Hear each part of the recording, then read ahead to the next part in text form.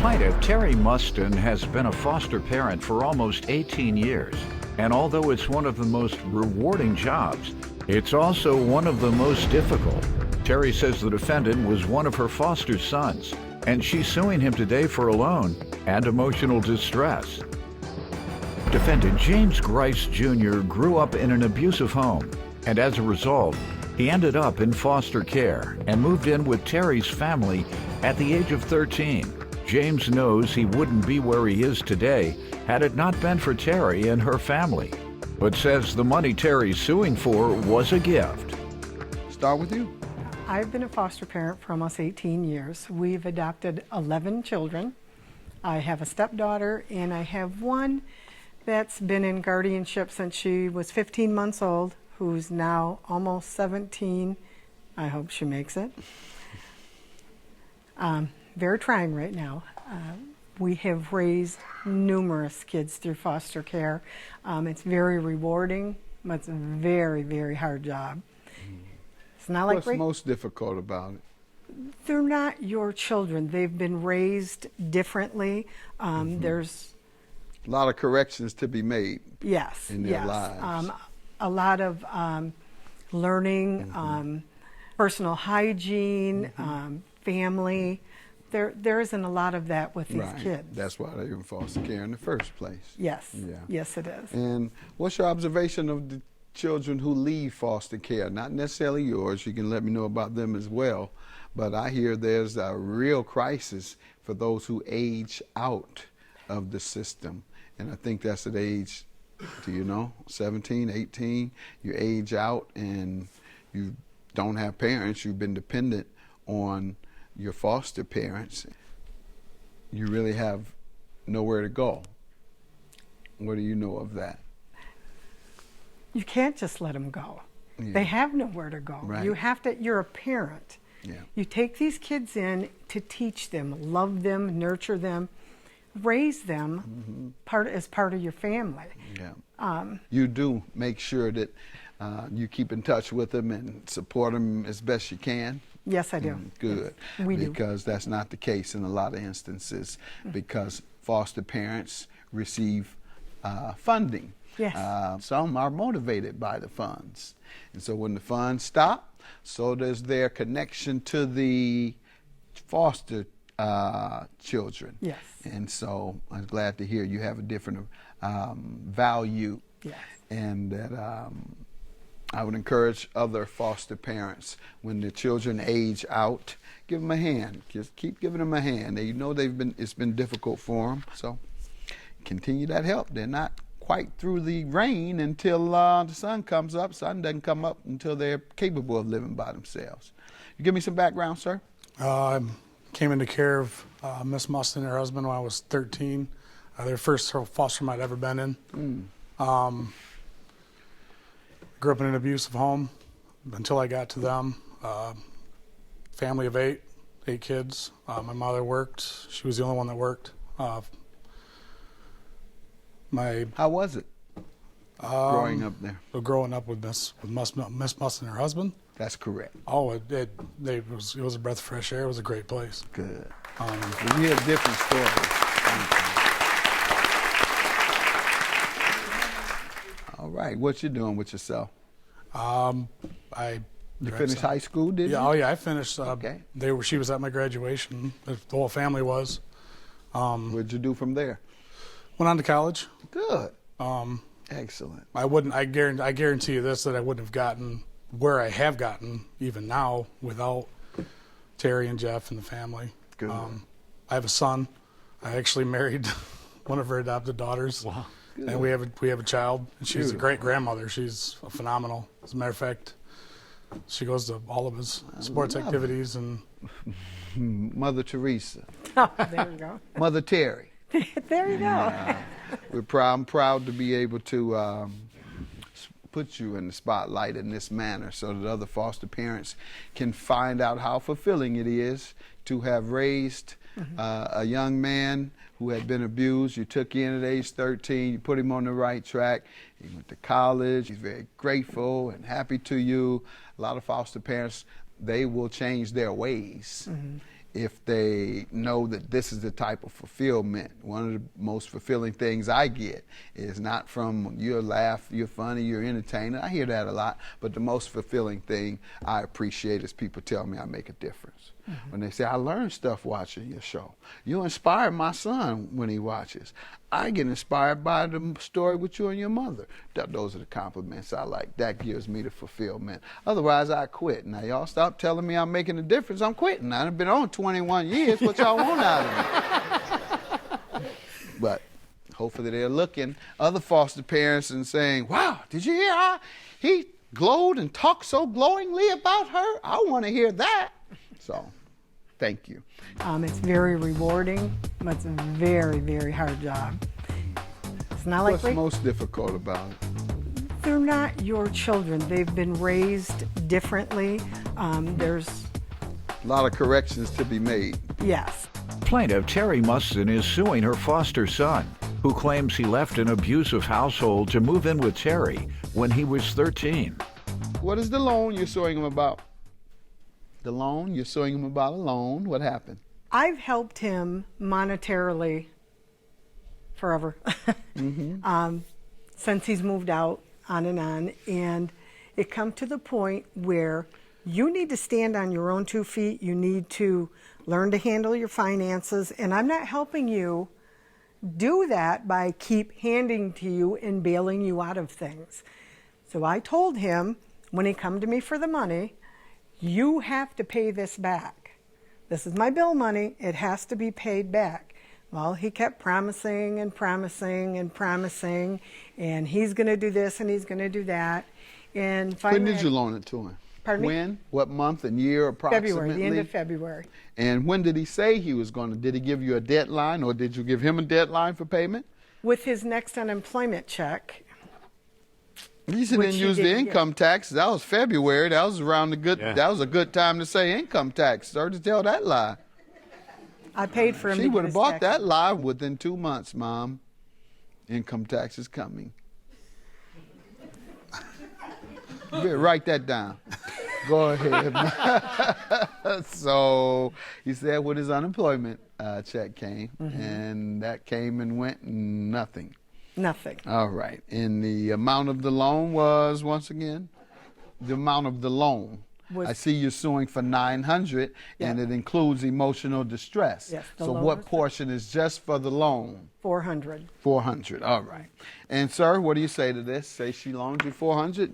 You said in February, said you'd pay it back when the unemployment check came, and it came and gone, and you haven't paid her. I was on the assumption it was kind of like a here's some help. It You was know- never discussed. Loan. She never said, I need my money back. Now, don't you lie on this woman. Go ahead and pay that little money back. She Don't said you lie on us. She said, "Don't tell your dad." She said, don't tell your dad. Yeah. Now you want to get in trouble with her. Anyhow, that just tells us she's even sweeter. She'll make the sacrifice of not having to keep him in the loop for all she does for the children. And that women make that sacrifice regularly because they know the father might not want to get them this. All right, so that's your only defense, is that she had you swear not to tell him, and therefore what? That doesn't sound like you don't owe. And what did you say when she asked for her money? I was always busy. All right, see, you raised a good one. I'm only going to give you 400. The 500 for emotional distress, I'm sure you want because of distress you go through when people owe you money. But people owe you money and don't pay you that. First, people would be in line out of gas company, the light company, the phone company, the cable company, the property tax folks, everybody that we owe bills to would be in line. So first, and then the rest of us. So I can't grant you that emotional distress because someone didn't pay you on time, but I can grant you the loan that you did make to them. Judgment for the plaintiff. Have a good day. Thank you.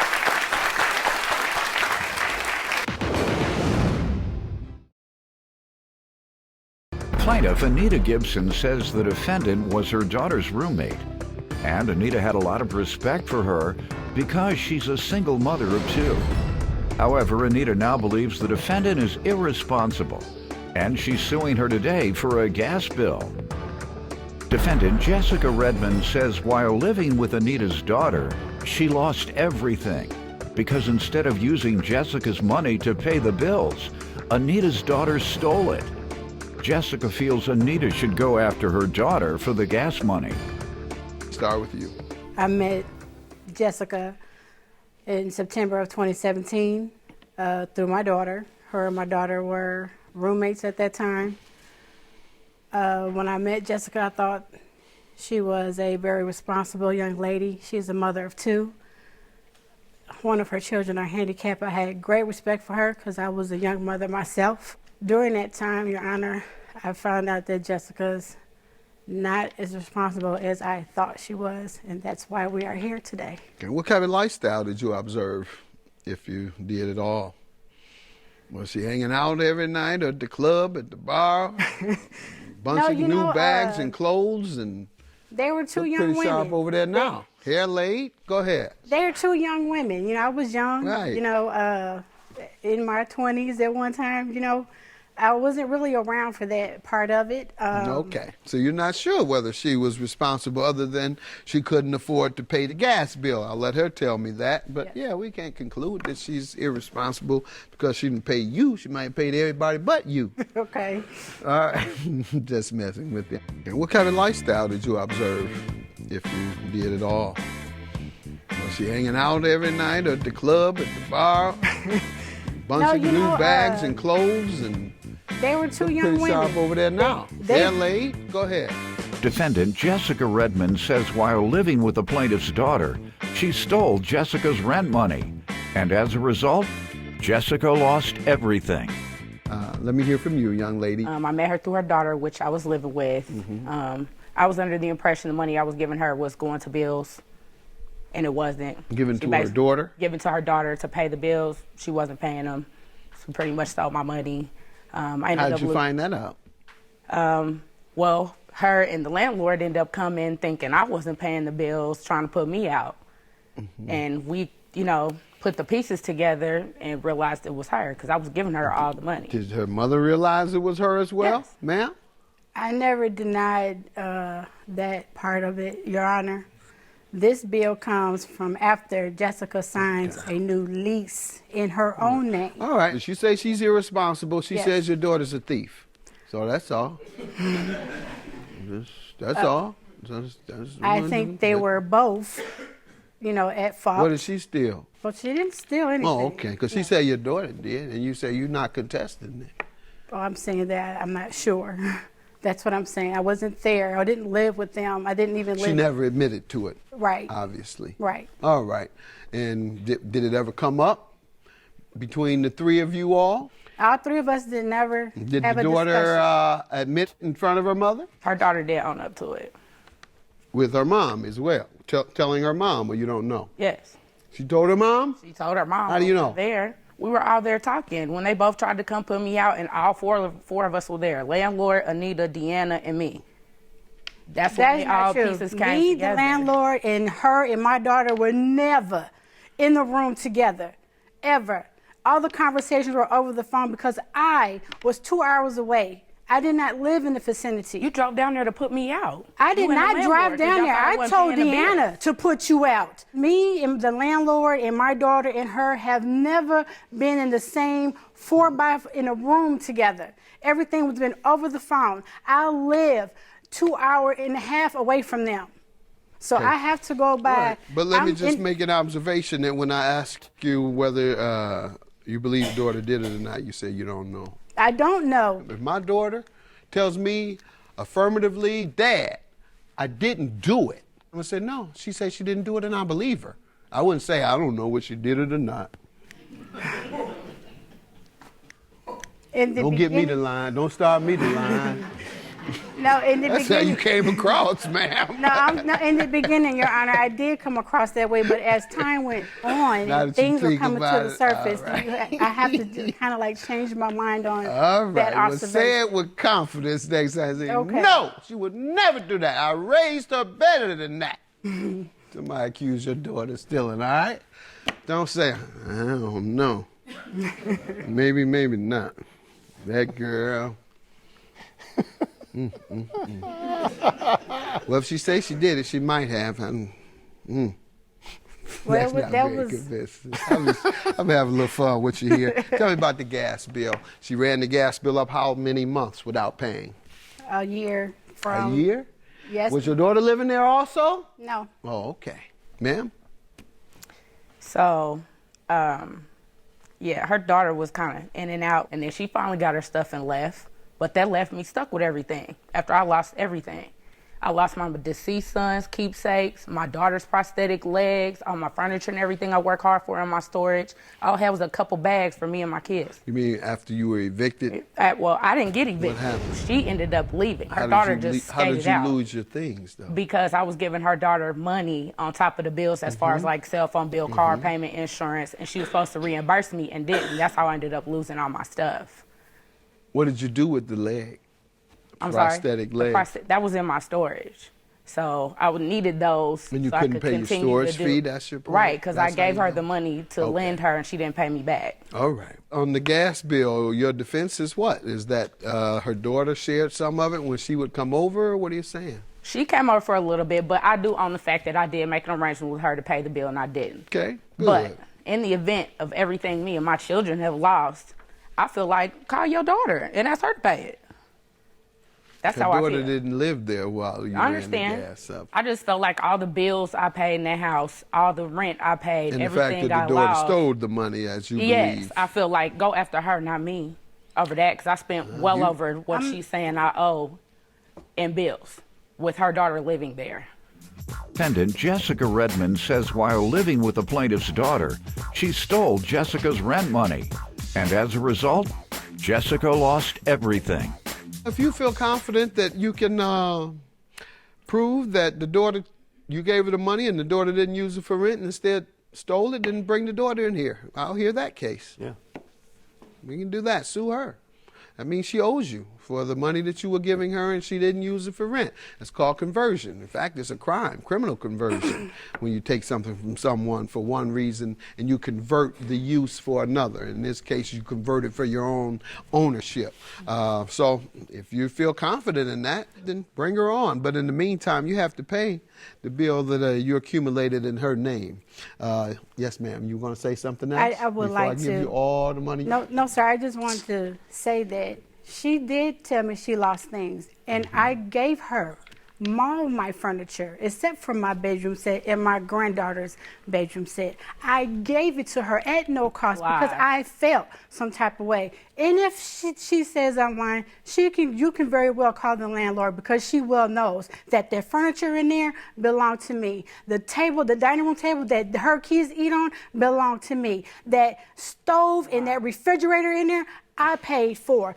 I helped her as much as I could, as much as it wouldn't break. You helped her to your credit, that's for sure. $1,864, and that's one of the most important things in a person's life is their credit. Right, and right You now, can't get a man with bad credit. I know. That's right. I am. And no man can't get a woman with bad credit. Yes, sir. I am 48 years old, and I am in the process of checking my credit every week. There you go. Because it is vital for me at the age that I am to have, without calling my mother and be like, hey, can you co-sign for me? I don't want to do that. I want to stand on my own. That's and right. That's why I'm here today, because that's why Well, I'm you got your judgment. Keep your credit clean. Hope that this didn't damage it. And keep working to get yourself together. What you doing with your life? What are you doing? I'm working. I'm actually very stable now. I'm doing really good for myself. Good. So, All right. Keep working it on my together. credit too. Good luck. Have a good day. I mean, I own the fact that I slacked on the bill, but I feel like her daughter owes a lot because I lost everything behind it. So just relay that message for me and we can dead it. What my daughter has with her is her issue. What my issue is with her is my issue. With whatever I have with my daughter is my issue.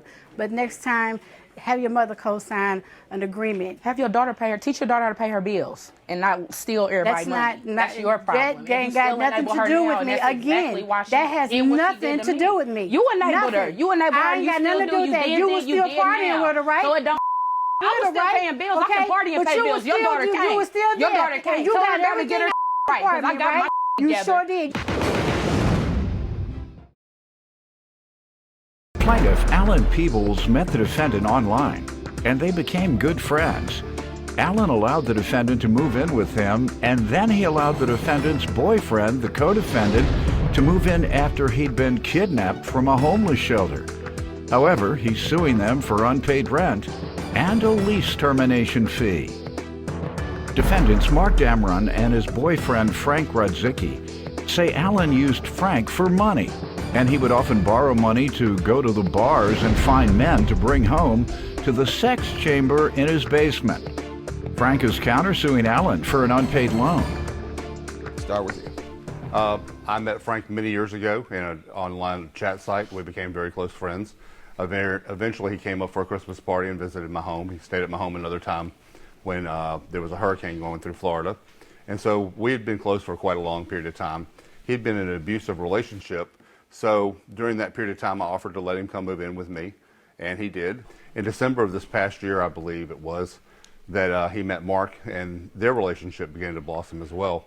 And during that time, Mark, at some point, ended up in a homeless shelter. And so Frank began to talk about moving Mark up to the house. And at first, I wasn't very excited about that idea. So eventually, a unique situation occurred where, unfortunately, Mark ended up becoming kidnapped. And having worked with homeless shelters and stuff, that was the straw that broke the camel's back for me, because I felt like he needed a safe place to live, just like Frank needed a safe place to live. I'm suing. Give me the kidnap story. I want to see.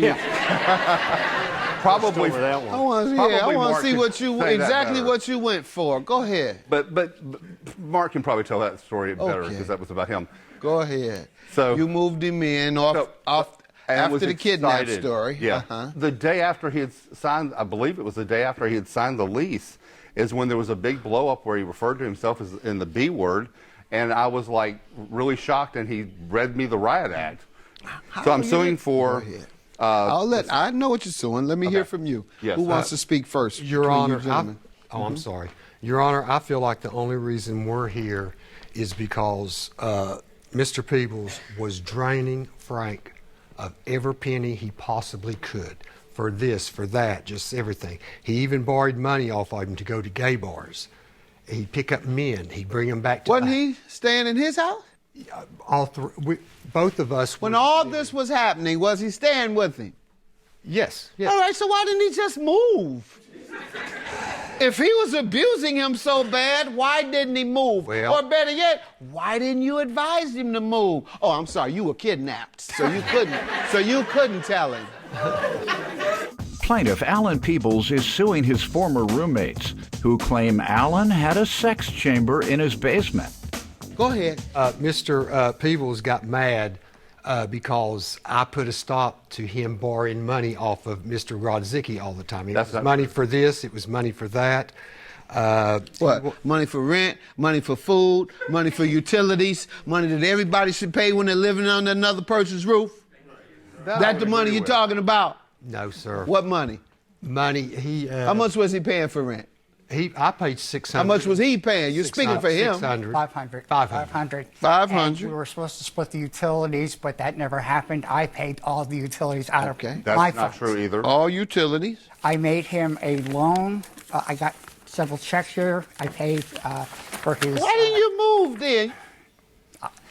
I don't know. I was. Okay. I feel intimidated, and I felt like I was trapped.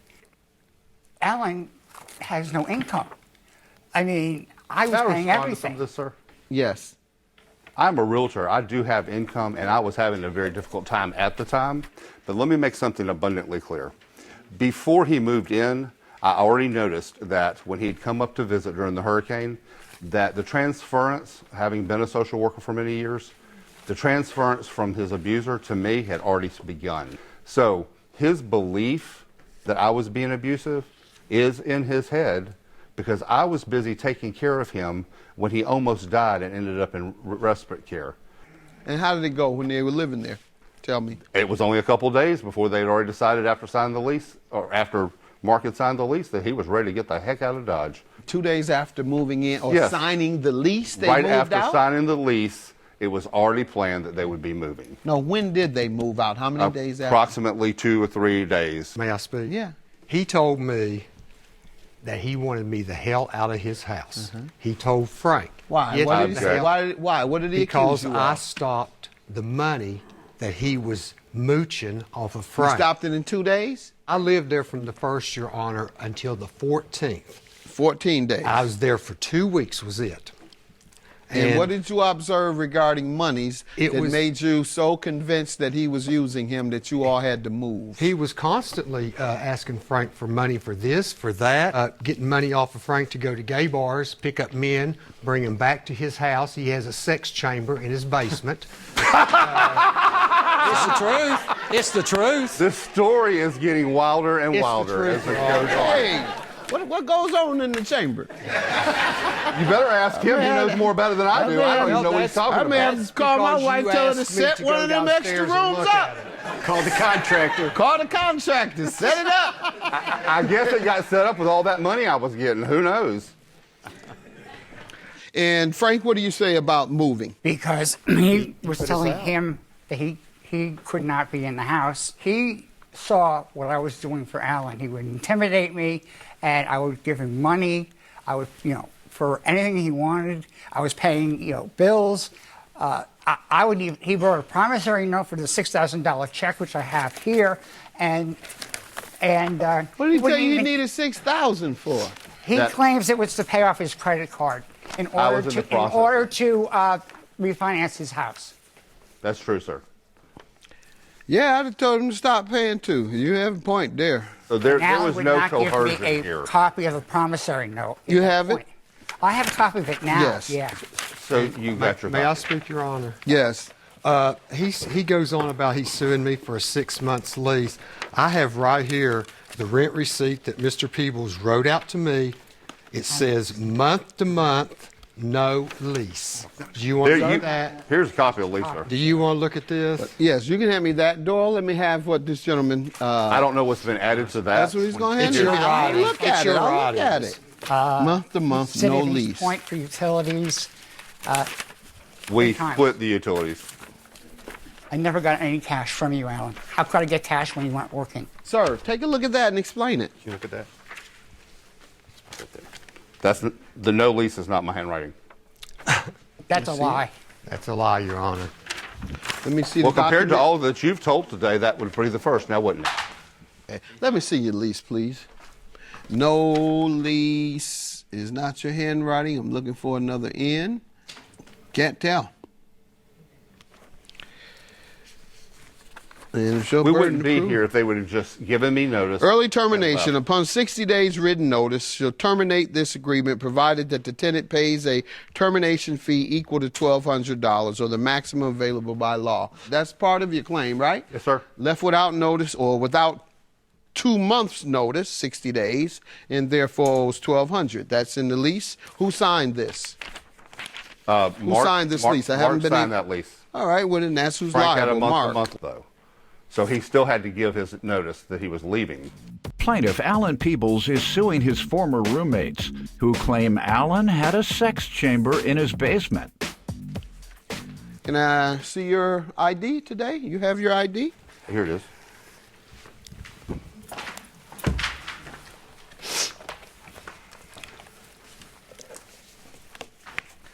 That's certainly your signature on the lease. That absolutely is not your signature. It bears no resemblance to your signature, this receipt you gave me. All right. Well, Your counterclaim for what, sir? He owes you money? What do yes. you say about the loan? I do owe him money. The balloon note is not due yet. So it's prematurely out. I find that he not having a steady job. Being I have real rental estate- income, you obviously. You worked 3 days and you got fired from a job. Okay. No, I did not. Yes, you did. That's what you told us. Sir, has he breached the agreement? I don't believe that he's going to pay me. Okay, your belief in the future is not a breach of contract. He has to have demonstrated something to indicate Sir, he will be hasn't breaching. Paid me a penny. And when was the last payment due? I don't know. 3 years from now. That's 3 years from now. 3 years. No wonder he hasn't given you a penny, sir. So your counterclaim is dismissed. Yours is granted. He tried to defraud the court with this, and he did sign a lease. And I don't know what type of game you're putting down on your man, but you keep going with that. But me and you're not going for it, right? No, sir. Judgment for the plaintiff, and your claim is dismissed, sir. You have to wait. I hope you have a good life because I've had it. And I still expect that $6,000 to be paid for as the promissory note states. Otherwise, I will be bringing you to court again. I wish them luck. I hope that they have a happy relationship, and it'll be interesting to see if the transference goes from me now to his new boyfriend, because they're going to need all the luck they can get.